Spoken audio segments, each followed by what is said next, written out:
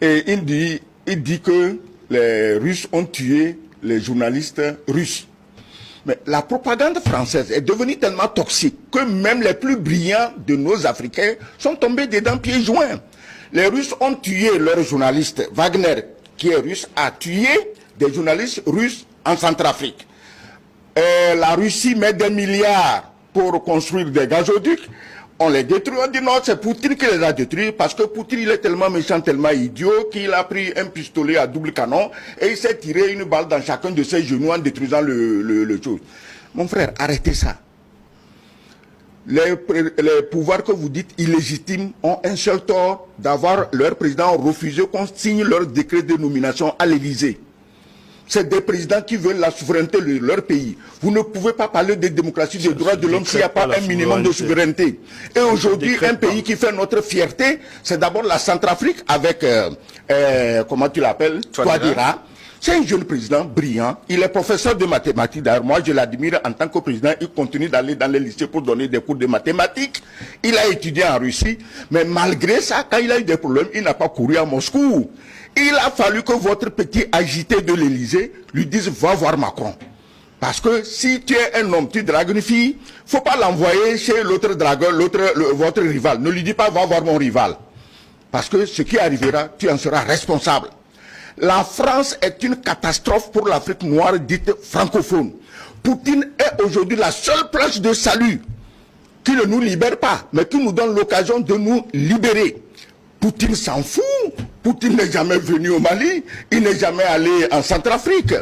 Nous l'avons appelé au secours, il est venu. Si vous estimez que les Balakas, qui coupent les mains des gens, qui coupent les têtes des gens, qui brûlent les villages, qui pillent tout, c'est mieux que Wagner, c'est pas mon avis. Wagner, c'est grâce à Wagner et toi dira qu'aujourd'hui la Centrafrique est un pays dont les enfants, comme vous, peuvent sortir, être respectés. Sinon, avant ça, il n'y avait pas une Centrafrique, il y avait des Centrafriques. C'est-à-dire que chaque rebelle tient un morceau du pays juste pour le commerce de l'or, du diamant et de tout ce que vous savez. Vous pouvez critiquer Poutine, c'est normal. Poutine n'est pas Dieu. Poutine n'a pas dit qu'il est Dieu. Et aucun pays africain ne vous a dit qu'il a besoin de Poutine pour vivre. C'est vous les Français, tes amis les Français, qui nous imposent Poutine et c'est Wagner. Si la France était capable de nous défendre, puisque c'est elle qui dit qu'elle a le monopole, surtout c'est elle qui forme nos armées, vous formez des armées et vous leur donnez après des arquebuses contre des mitrailleuses modernes que vous donnez aux terroristes. C'est pas normal. Et regardez bien, Touadéra cherchait les armes. La France refuse de... Je viens d'écouter une intervention du premier ministre burkinabé qui dit, mais autant des autres présidents, que ce soit Kaboré, que ce soit Damiba, mais la France refuse de leur donner des armes. Et quand ils achètent les armes, la France bloque les armes dans les ports. C'est comme ça qu'on aide les gens. C'est ce que vous voulez que la Centrafrique subisse. Soyez sérieux, mon ami. Parce que quand nous parlons ici, ce n'est pas seulement de la Centrafrique, nous parlons de tout ce que la France fait durer aux Africains francophones depuis au moins 3 ou 4 ou 5 siècles. Et quand je vous dis que Giscard d'Estaing a pris la femme de Bokassa, ne me dites pas que c'est faux, que je n'ai pas de preuves, puisque Bokassa l'a dit 1000 fois avant sa mort, 1000 fois pendant que Giscard d'Estaing était encore vivant. Il venait prendre 2 diamants, il venait voler la femme de l'empereur. Vous croyez que c'est un pays sérieux, ce pays-là? Alors, Adrien Poussou, on continue votre diatribe contre Poutine. Vous dites que Poutine, un homme dangereux, qu'est-ce qu'on croit être le plus puissant du monde? Finalement, votre haine contre Poutine va au-delà de son intervention en Centrafrique. Bon, je n'ai pas de haine contre Poutine, c'est pas un problème personnel, donc il faut pas... Oui, mais quand vous dites que le poutinisme, c'est un poison... c'est un poison pour le continent. Tout est mélangé sur le plateau, alors j'ai du mal à savoir je suis dans quel débat. Est-ce que je parle de Poutine? Est-ce que je dois parler de Bokassa? Est-ce que je dois parler des contre-vérités sur Touadéra, dont j'apprends qu'il aurait été formé en Russie, alors que Touadéra est un pur produit de l'école française, il a eu un DSS à Lille, tout ça. Bon, il vaut mieux parler de Poutine. Je suis perdu. Voilà. Vous savez, la souveraineté dont il est question ici, en tout cas, attrait au respect. Le respect ne se décrète pas, ça s'inspire. Ce sont vos faits, vos gestes, vos actes qui amènent les autres à vous respecter. Lorsque vous-même, vous ne vous respectez pas, on ne peut pas vous respecter. Je n'ai pas de haine contre Poutine. Loin s'en faut. Je dis que le temps est venu. En réalité, mon bouquin, pour ne parler que de mon bouquin, ne parle pas que de Poutine, puisque l'idée de ce livre, c'est d'appeler les Africains à constituer ici et maintenant un État fédéral panafricain. Et moi, j'en appelle à cela. Il nous faut nous mettre ensemble, travailler ensemble pour se développer ensemble ici et maintenant. Mais nous n'allons pas continuer à le faire en ayant des maîtres à penser. On ne va pas continuer à faire, à vouloir se développer lorsqu'on a des dieux. On donne l'impression sur ce plateau que je serais un pro-français. On donne l'impression sur ce plateau que je serais en train de défendre tous les méfaits que la France a eu à faire sur ce continent. Non, pas du tout. Je dis, toute l'ambiguïté, c'est que la charge on a des problèmes contre Poutine n'est pas, comment on va dire, mesurable par rapport à la charge contre les Français. C'est la même charge contre les Français. Puisque je dis que le nom de la France a été étroitement associé à la tyrannie, aux dictatures sur ce continent. Je dis que l'argent des rapines et autres dont on dit que nos chefs ont pris dans nos caisses, cet argent est dépensé à Paris. Hein? C'est écrit noir sur blanc dans ce bouquin. Mais il nous faut changer nos rapports. Vous l'avez dit, le temps est venu de changer radicalement. Radicalement. Il faut changer nos rapports avec nos partenaires et les amener à nous respecter et à tenir compte de nos priorités. Parce qu'il ne faut pas quitter sous une domination pour entrer sous une autre. Il nous faut vivre par nous-mêmes, par nos idées. Et moi, c'est ce que je dis. Je ne suis pas là pour défendre une puissance contre une autre puissance. Pas du tout. Je suis là pour appeler les Africains à un sursaut. Et le sursaut, ce n'est pas des diatribes anti-occidentales. Le sursaut ne va pas, comment dire, passer par des injures et autres contre Macron. Non, pas du tout. Mon vis-à-vis, je lui dois des excuses. Pourquoi? Parce que je n'ai pas lu son livre avant d'arriver ici. Je vous ai dit, monsieur Gilles, si vous me l'aviez donné avant-hier, jusqu'hier, jusqu'aujourd'hui, j'aurais fini de le lire. Je ne l'ai pas lu. Donc, concernant son livre, je nage dans le noir. Mais je répète ceci. Il dit qu'il faut changer de choses, non?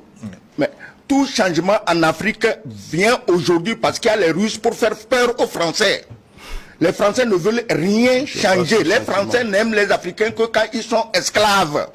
Vous le savez. Vous dites que vous êtes journaliste. Vous dites que vous avez été ministre. Je ne sais pas quand vous étiez ministre, quand vous alliez à Paris, quel crédit, quel respect on vous donne. Mais je vous dis que Poutine est la planche de salut des Africains. Et Poutine ne viendra jamais s'installer en Afrique. Poutine n'enverra jamais ces sociétés prendre de force les marchés publics en Afrique. Poutine ne le fera pas. Maintenant que la France a fini de nous saigner à blanc, jusqu'à faire de nous des pays pauvres très endettés, ça veut dire des pays irrécupérables, elle nous file aux Russes. C'est la France qui a envoyé Touadéra en Russie. Elle est incapable militairement, elle est incapable économiquement, financièrement et tout, et elle nous file aux Russes parce que le gâteau est pourri. Donc au lieu de condamner Poutine, il faut le féliciter parce que la France même a su. Il est le seul à être à mesure de sauver la votre point de vue à tout le monde. Non, je n'impose pas mon point de vue. Je dis ce que je pense, quitte à ceux qui nous écoutent, chacun de se faire son opinion. Je ne suis pas dans le cerveau de quelqu'un. Tout à l'heure dans la seconde partie, voilà. Plus 228 96 46 10 31, c'est le contact pour nous écrire via WhatsApp. Maintenant, une question à vous, Adrien Poussou. Je suis tenté de vous demander, est-ce que les Africains peuvent changer radicalement dans leur façon de faire sans s'appuyer sur une autre puissance? On n'a pas besoin de nous appuyer sur une autre puissance. On peut le faire. Pourquoi toujours vouloir avoir, en tout cas, un parapluie, se mettre sous une tutelle. Non, pas du tout. Et quand je suis... Parce que quand certains présidents ont tenté choqué de s'extraire de l'administration française, vous savez ce qui est arrivé à Thomas Sankara au Burkina Faso, vous savez ce qui est arrivé toujours à Sylvanus Olympio au Togo. Oui, mais c'était une autre période, une autre époque. Cette époque a changé. L'époque a évolué. Aujourd'hui, le monde est devenu un petit village. Ce qui se passe à Kara est su dans le petit quartier, en tout cas est su à Brooklyn. Donc, on ne peut plus, aujourd'hui, maintenir les populations, le peuple dans l'ignorance ou faire des choses qui sont inadmissibles, inacceptables. Moi, je suis choqué d'entendre que le salut de l'Afrique viendrait de Poutine. Et on le dit avec une telle conviction que cela relève de presque la parole religieuse. Non, l'Afrique a besoin de personne, ni de Poutine, ni de Macron, ni de Biden. Oui, mais l'Afrique a besoin de ses enfants. Vous pouvez vous débarrasser des autres sans vous appuyer sur notre puissance. On peut se débarrasser des autres. Le problème n'est pas de se débarrasser des autres. Le problème, c'est de faire des deals, des partenariats avec tout le monde. On doit pouvoir... Notamment avec la Russie aussi. Notamment avec la Russie. On doit pouvoir faire des partenariats avec tout le monde. Nous sommes des pays... Mais comment faire les partenariats avec tout le monde si vous considérez la Russie comme un poison? C'est pas la Russie. La nuance est de taille. Parce qu'à chaque fois, vous revenez sur la Russie, sur la Russie. Poutine n'est qu'un Russe. Il partira. Son régime partira. Je vous ai dit au début de cette émission que la Russie est éternelle. Nous autres Africains ne devons pas faire l'économie de partenariat. Mais on ne doit pas opposer Washington à Moscou ou Paris à Pékin. Or, c'est exactement ce que ceux qui sont incapables d'apporter des solutions à leur peuple le font. Occuper le peuple à taper sur la France parce que je l'ai dit dans ce bouquin, nous sommes héréditairement anti-français. Un Africain, quand il naît, il a le sentiment que c'est la France qui le maintient dans la pauvreté. Il grandit avec cela. Parce que notre histoire, vous savez, la colonisation est un crime contre l'humanité. Il faut le dire, il faut le reconnaître. Et ça laisse des traces. Et la décolonisation ne s'est pas achevée. Et puis, la France s'est compromise avec des régimes honnis. Il faut le dire. Après, une fois qu'on a dit cela, il faut aller de l'avant. C'est pas parce qu'il y a eu des torts, c'est pas parce qu'il y a eu des fautes que il faut aller chercher le diable et dealer avec le diable. Non. Il y a eu des fautes, mais c'est à nous de régler ces questions-là, d'égal à égal, avec l'ensemble de nos partenaires. On peut s'asseoir sur une même table et discuter avec tout le monde en fonction de nos priorités. C'est simplement ce que je dis. On peut s'asseoir et parler. On peut dealer avec la France, avec les États-Unis, sans s'appuyer sur la Russie. Oui. Alors, mais est-ce que la France accepte de discuter? Non. Je ne parle pas au nom de la France. Est-ce que la France accepte Je ne parle pas au nom de la France. Alors, que la France n'accepte pas de discuter, c'est le problème de la France. Mais notre priorité à nous, ça c'est le problème de la France. Alors, maintenant, c'est à nous. Est-ce qu'on doit agir en fonction des réactions de la France? Est-ce que nous autres Africains, on doit agir en fonction des désidératas de la France? Il faut arrêter. Si tu connais l'histoire de Haïti, vous avez le comportement d'un esclave de salon. Les gens connaissent l'esclave de salon. Vous voulez couper le cordon ombilical. Vous voulez couper le cordon ombilical avec la France, mais vous voulez une question pour vous. Pour lui être esclave de Poutine. Mais vous êtes un esclave de salon. Vous dites qu'il faut La France nous maintient sous domination.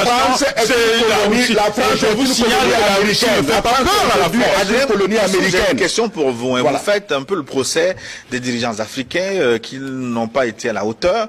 Eh bien, vous avez, ça veut dire que vous faites le procès de vous-même puisque vous avez été ministre. Je n'ai pas été président et je ne fais pas le procès des dirigeants africains. Loin de moi l'idée même de faire le procès des dirigeants africains. Je donne mon point de vue sur les rapports. Mais ils ont échoué selon ce que vous avez écrit. Vous avez été ministre sous Djotoja en Centrafrique aussi. Pourquoi n'avez-vous pas, comment on dit, implémenté ce que vous écrivez dans ce livre? Mais votre question n'a même pas lieu d'être, puisque un ministre, il est dans un gouvernement. Il ne sert à rien, un ministre. Ce gouvernement est piloté par un premier ministre qui met en musique un cap fixé par un chef d'État. C'est parce que vous êtes d'accord avec le projet du premier ministre que vous êtes rentré au gouvernement. Donc ce n'est que il fait partie des rouages d'un gouvernement. Maintenant, si vous me posez la question de vous faire le bilan de mon passage à la tête du ministère de la Communication, vous allez m'inviter. Prochainement, je viendrai et on fera une autre émission. Là, je suis sur votre plateau pour parler de Poutine et je vais parler de Poutine. D'ailleurs, vous venez de me le suggérer, de rester focalisé sur Poutine, même si je vois qu'on fasse... C'est vous qui avez écrit même si je vois qu'on fasse... On me balade par-ci, par-là, et de sorte que je sois complètement perdu. Je sais même pas de quoi on parle là, actuellement. Mon frère. Donc, on n'est pas ici pour vous troubler, mais pour parler. Non, je crois qu'il y a trop d'amalgame que c'est pas. Il faut être sérieux. On parle de choses sérieuses qui engagent l'avenir de millions d'individus. Ouais. Vous pouvez. Je dis, nous sommes sérieux. Si notre ami fait semblant d'ignorer les méfaits de la France en Afrique, c'est extrêmement grave. Non, laisse-moi parler. C'est extrêmement grave. Il dit, ce n'est pas parce que la France a commis des gaffes qu'il faut s'allier avec le diable. C'est ça. Il n'y a aucun diable. Pour nous, il y a un ange sauveur assis au Kremlin. Et nous comptons sur lui pour sortir l'Afrique de l'esclavage de l'OTAN et de la France et de tous ces gens qui s'agitent. La Russie a libéré l'Europe du nazisme. Et aujourd'hui, cette Europe coalisée avec les nazis en Ukraine veulent faire prier la Russie. Certains se rêvent déjà prenant le petit déjeuner dans les bureaux de Poutine au Kremlin. Ça n'arrivera jamais. Ils seront défaits comme on a défait Napoléon, comme on a défait Hitler. Ils seront tous écrabouillés. Et vous regretterez tout ce que vous êtes en train de dire parce que l'Occident ne représente plus rien. Que dites-vous des exactions présumées qui sont évoquées par votre co-débatteur qui seraient donc attribuées à Wagner Mais attendez, moi il y a quelque chose que je ne comprends pas. Les Occidentaux qui ont l'habitude des milices privées faisant des coups d'État à gauche, à droite, je suis choqué qu'aujourd'hui eux ils dénoncent Wagner. Wagner a fait un coup d'État quelque part. Wagner a amené un président dans une soute pour le placer en Centrafrique comme président, un individu quelconque. Est-ce que Wagner a fait ça? Donc il faut arrêter de diaboliser Wagner. Je ne connais pas Wagner. La seule chose que je retiens... La seule chose que... Non. Wagner a commis certainement des exactions. Ce n'est pas mon problème, ça ne m'intéresse même pas. Ce qui m'intéresse, c'est ce que les Africains souffrent et c'est la France qui nous fait souffrir. Ce n'est pas Wagner, c'est tout. Vous voyez, je ne sais pas si vous l'avez remarqué, lorsque en face de moi on parle de la Russie, on utilise on va les défaire, on va faire ceci. Donc mon contradicteur se sent investi de la légitimité de Poutine. En tout cas, il parle au nom de Poutine et de la Russie. Mais moi, je ne parle pas au nom de la France, encore moins d'une autre puissance. Mais c'est bien d'avoir des positions tranchées, d'être passionné, de dénoncer la France. C'est très bien. Vous dénoncez Poutine avec le même zèle. De dénoncer la France, mais il faut rester sérieux et savoir raison garder. Il ne faut pas tomber dans les outrances, parce qu'il paraît que tout ce qui est excessif est insignifiant. Bon, ça veut dire que vous retenez la